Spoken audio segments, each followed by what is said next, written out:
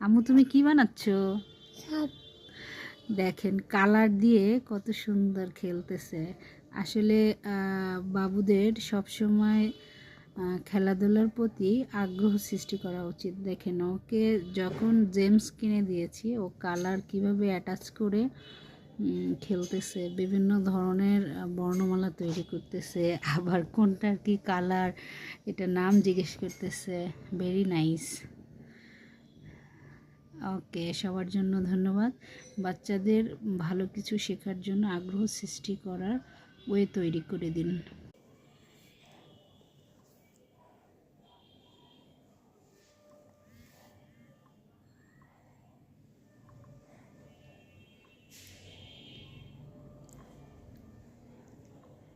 Oh my God.